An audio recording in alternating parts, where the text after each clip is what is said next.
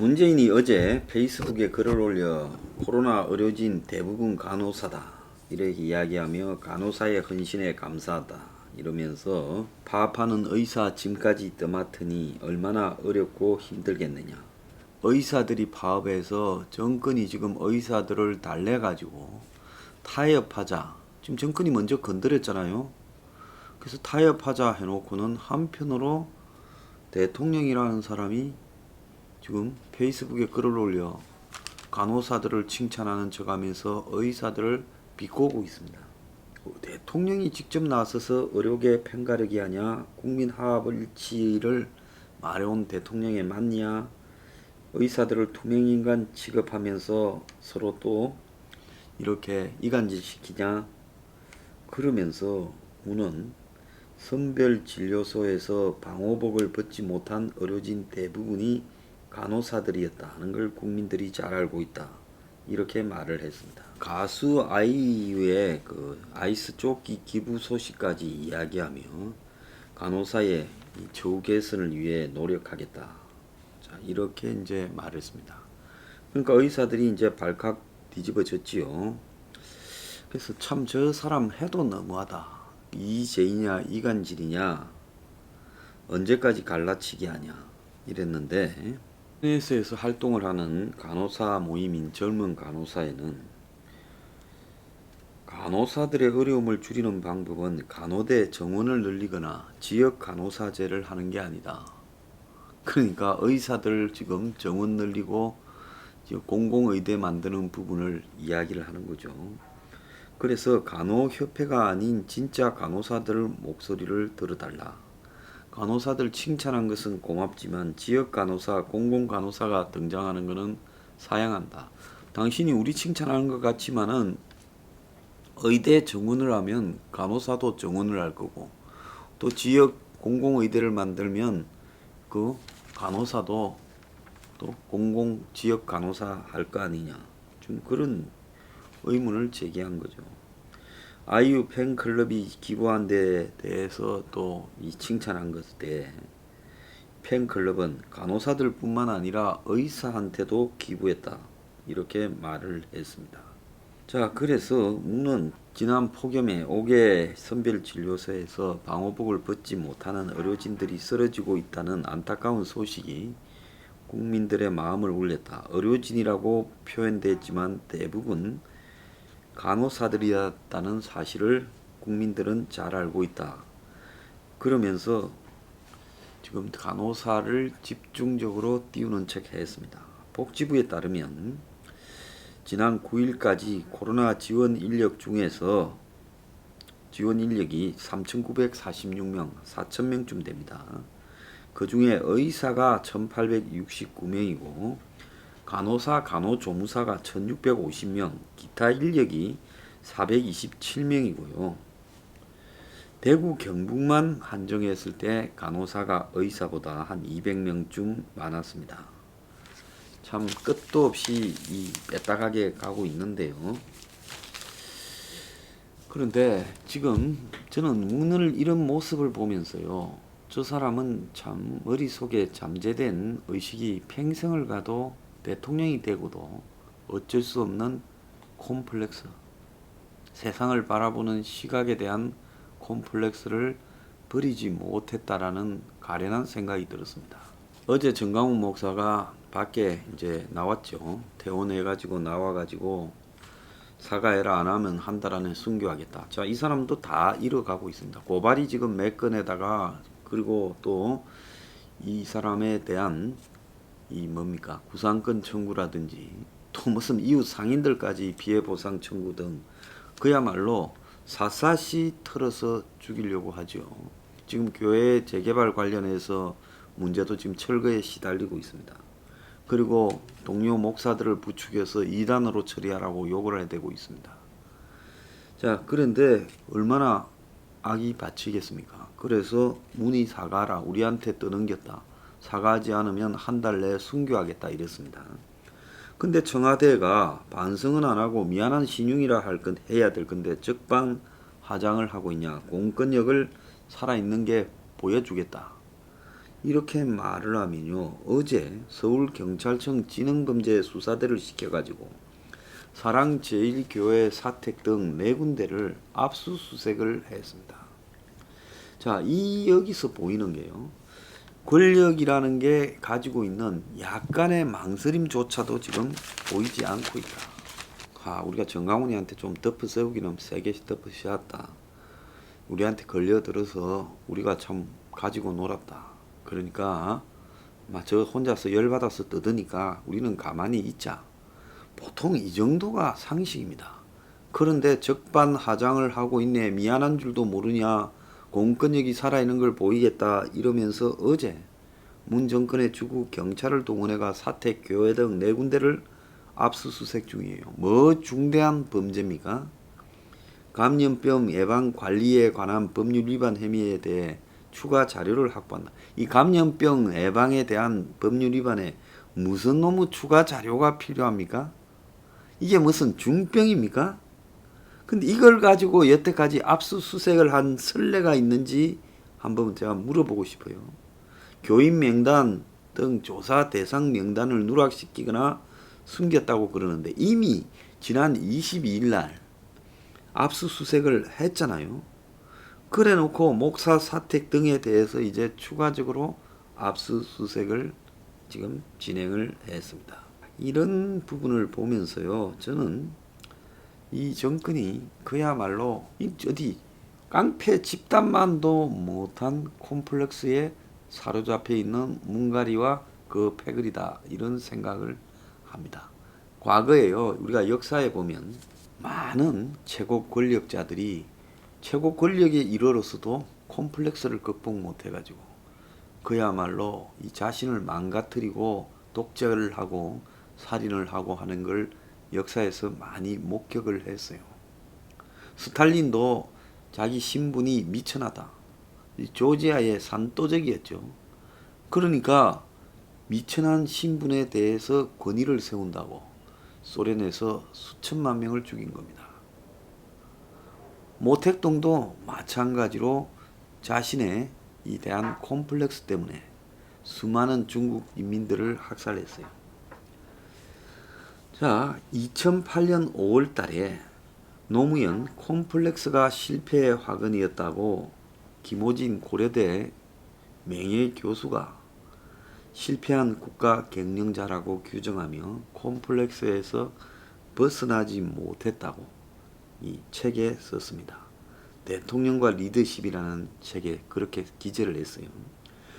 자, 그야말로 배경도 별로 없는데 대통령까지 떼어놓고도 자신을 바꾸려 하지 않아서 끝내 자기 콤플렉스의 멍에를 떨치지 못했다. 이게 인간 노무현의 한계다. 자, 1호부터 몇 년 뒤에 바로 그냥 자살을 했죠. 살아있을 때 이걸 이야기한 겁니다. 저도 과거에 몇 차례, 저는 개인적으로 노무현을 독대도 여러 번 했고 대통령 되기 전에요. 그리고 둘이서 술도 먹은 적도 있고 또 많은 이야기를 한 적이 있어요. 저도 그 사람을 바라보면서 콤플렉스에서 벗어나지 못한 부분이 굉장히 많이 있다 하는 부분을 만날 때마다 느꼈습니다. 그런데 그 노무현은 지금 문가리에 비하면 굉장히 인간적인 측면이라도 좀 있었습니다. 솔직히요. 훨씬 낫다라고 보고 있습니다.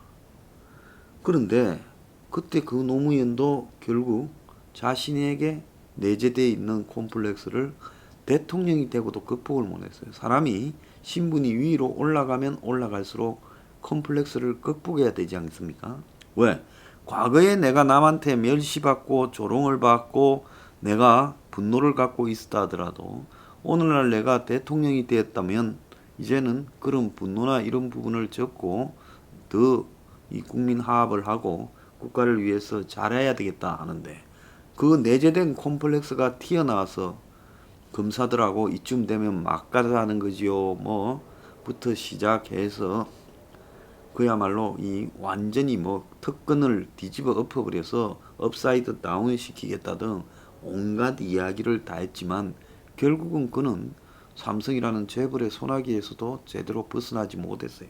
김호진 교수라는 사람은 DJ 때 노동부 장관을 했고 또 2008년 초에 민주당, 통합민주당 옛날에 이 전신인 대통합민주신당의 당 쇄신위원장을 했던 지금 범여권의 인물입니다.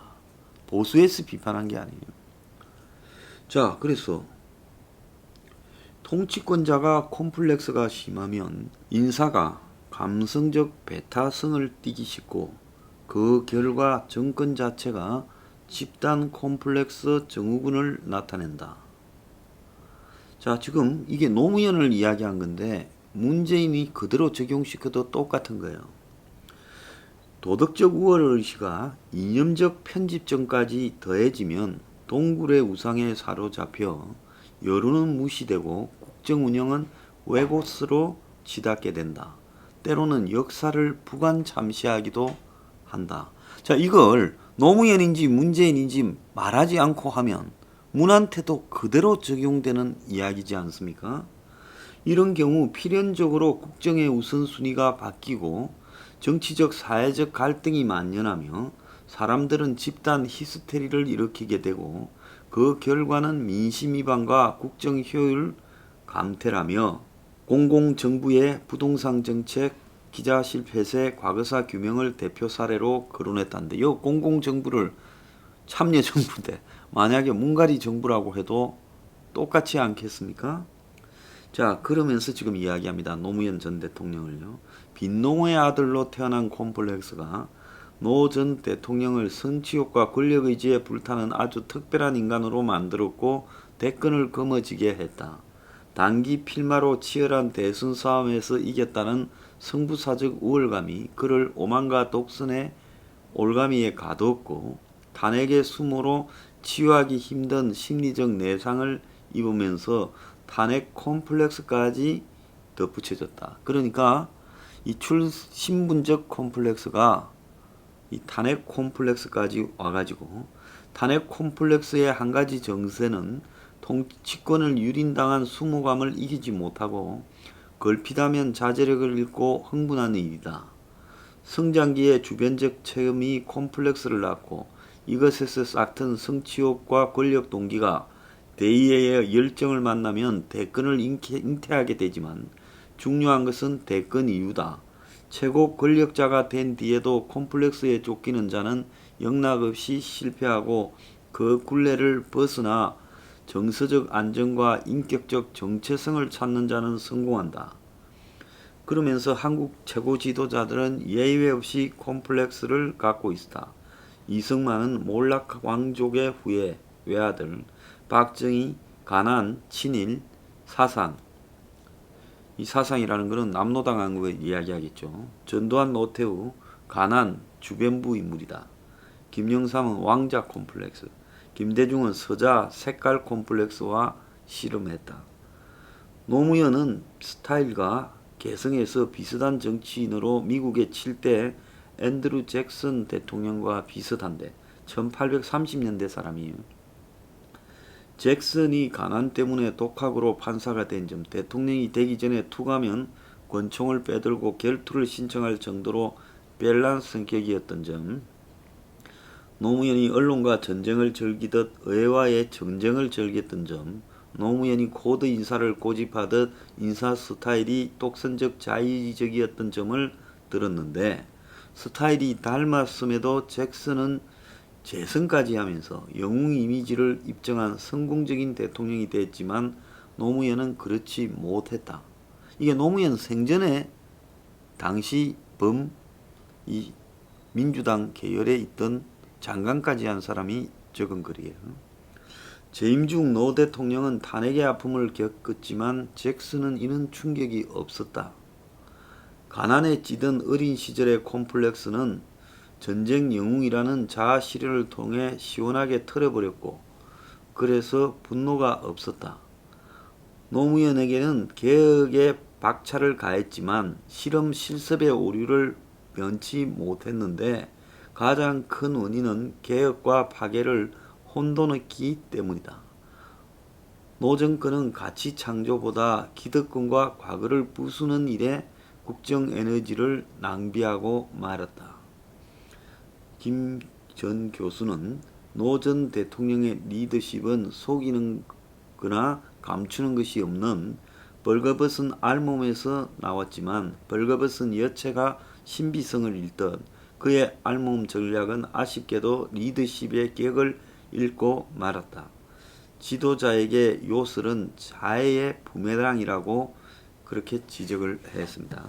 황군도 끊임없이 모성 컴플렉스, 자기 엄마가 사약을 먹고 죽었다라는 부분에 대해서 시달리면서 비선으로 장녹수를 두고 이렇게 하다가 저지경이 되어버렸죠. 그래서 이 최고 권력자가 콤플렉스에서 벗어나지 못하면 그건 파국은 불보듯이 뻔한 겁니다. 지금 문재인의 콤플렉스가 노무현과 비교했을 때 우리는 노무현 때 노무현 내부에 있던 사람들도 이렇게 콤플렉스가 심했다. 제가 노무현을 가까이 보면서 대통령까지 하고도 저 콤플렉스를 왜 벗어나지 못할까 이런 생각을 했어요. 솔직히 노무현 잘하던 시절에 노무현만큼 가난하고 어려웠던 사람이 한둘이 아닙니다. 그러면 사람이 가난하고 어려웠지만 어느 날 성공하고 돈도 많이 벌었잖아요. 저 사람 변호사 할 때부터 요트 타고 다닐 정도로 돈 많이 벌었잖아요. 세무전담 변호사로요. 그리고 그 변호사 사무실에 문재인이 있었지 않습니까? 근데 같이 쓰던 그 변호사 사무실이 솔직하게 말하면 이 콤플렉스 덩어리들, 그러니까 당시 80년대에 변호사하고 있었으면 그 대단한, 지금 변호사하고는 비교가 안 되는 위치지요. 대단한 위치에 있었는데도 두 사람 다 성장 시절의 콤플렉스 부분에 대해서 벗어나지 못한 거예요. 그러니까 둘 다 그 콤플렉스의 장애를 앓고 있다가 노무현이 지금 대통령이 되었고, 그리고 문재인을 데리고 들어갔습니다. 그래서 수석 비서실장까지 시켰어요. 근데 문재인은 그래도 노무현은 훈련할 기간이 없이 국회의원만 한 2번 하다가 대통령이 됐지만 장관하고요. 문재인은 노무현 밑에서 5년을 거의 다 배설을 했습니다. 이런저런. 그러면 문재인은 그걸 갖다가 수련할 기회도 있었고, 또 노무현이 무너지고 문이 다시 야인으로 돌아가서 밖에서 자기들이 했던 정권을 객관적으로 바라볼 기회도 있었습니다. 그래서 문재인은 노무현보다 훨씬 더 상황을 객관적으로 보고 또 훈련을 트레이닝을 할 수 있는 기회가 있었는데, 근데 노무현보다 나아지기는커녕 훨씬 더 컴플렉스가 심해졌습니다. 그래서 페이스북에 저런 종류의 유치한 글을 쓰거나 어제 그야말로 악에 바쳐서 순교하겠다고 이야기하는 정광훈을 향해 공권력을 이야기하고 부끄러운 줄을 알아라 이야기하고 뻔뻔하다 적반하장, 그리고 압수수색을 곧바로 들어간다. 이 정도가 이게 그야말로 참지 못하잖아요. 조폭이 힘이 있는데 네가 까불면 그때마다 한 대씩 패겠다. 지금 그거 아닙니까? 국가 권력이 조폭식으로 운영되어져서야 됩니까? 떠들거나 말거나 내야 돌아. 자기로는 딱이 받쳐서 그러겠지. 그리고 우리는 뭐 차분하게 우리 대응을 해나가자. 보통 정상적인 국가 권력이면 이게 정상적이에요. 근데 과거에 전두환 노태우 시대나 전두환 때, 노태우도 그래 안 했습니다. 전두환 때는 이제 이렇게 달라들면 본때를 보이는 부분이 있었죠. 그게 통치 방식이었으니까요. 지금 그런데 전두환 때보다 더한 이런 적극적인 반사작용적인 보복을 시행하고 있어요. 그러면서 의사 파업에 대해서는 이간질을 하는 그 유치한 글을 지금 대통령이 페이스북에 올립니다. 자, 문재인의 콤플렉스요. 자, 저 사람은 제가 볼 때 내성적인 사람이에요. 말 잘 안 하고요. 아마 주변에 왜 콤플렉스가 있는지 모르지만은 대학 전에 엄청난 청소년기에 콤플렉스가 생겼을 거라 보고, 그거는 계급에 관한 콤플렉스였을 거라 봅니다. 가난에 대한 문제예요. 그러면서 본인이 데모도 나섰다가 어쨌지만 변호사가 됐어요. 그럼 변호사가 됐으면 신분이 상승했지 않습니까? 그리고 잘 살았어요. 변호사 시절 내에. 네. 그러면 그런 시절을 한 25년 이상 지내다가 다시 이제 노무현 때 청와대로 들어간 거 아니에요. 문재인이 뭐 그 사이에 민주화 운동이니 뭐 이런데 별로 나선 게 있어요. 지역 사회에서 뭐 조금 움직인 정도에 불과하죠. 사회 운동에도 열심히 본격적으로 앞에 나서지도 않았어요. 그러면 소시민으로서 잘 살은 겁니다. 변호사로서 따쓰기에.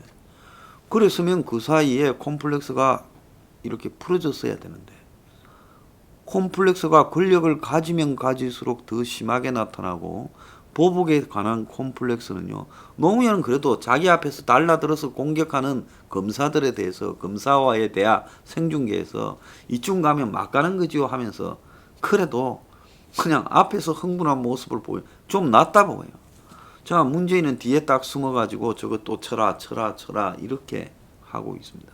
콤플렉스로 가득 찬 이 문 정권은요, 역사적인 경험으로 볼 때 문이 멀리 갈 것도 없어요. 노무현을 보면 대통령이 되고도 콤플렉스를 극복하지 못한 자가 결국 자살이라는 불행한 사태로 막을 내렸습니다. 그런데 솔직히 노무현은 문에 비해서는 양반입니다. 제가 볼 때 양반이라고 보고 인간적이었다고 봅니다. 그렇기 때문에 이 문은 노무현보다 더한 콤플렉스에 지금 이 강도가 훨씬 심각해요. 그럼 문은 지금 앞으로 자신의 미래에서 남아있는 거는 뭐만 있겠습니까? 제가 봤을 때 파멸만이 있을 거라고 봅니다. 거의 확실하다고 봐요. 이게 임기 말기로 가면 나중을 생각해서라도 몸을 사릴 줄 알고 두려워할 줄 알고 자신이 저지른 부분에 대해 화해를 하거나 용서를 구하거나, 이게요, 그게 파멸을 면하는 길입니다. 근데 가면 갈수록 더 날뛰는데 언제까지 권력이 당신 옆에 붙어 있을 거라 생각해요. 뭐 권력을 만들어서 지속시킬 수 있을 거라고 생각하십니까? 당신의 경제하는 능력을 보면 그거는 끝난 일이에요. 정신 차리기 바랍니다. 콤플렉스의 결말은 파멸이에요.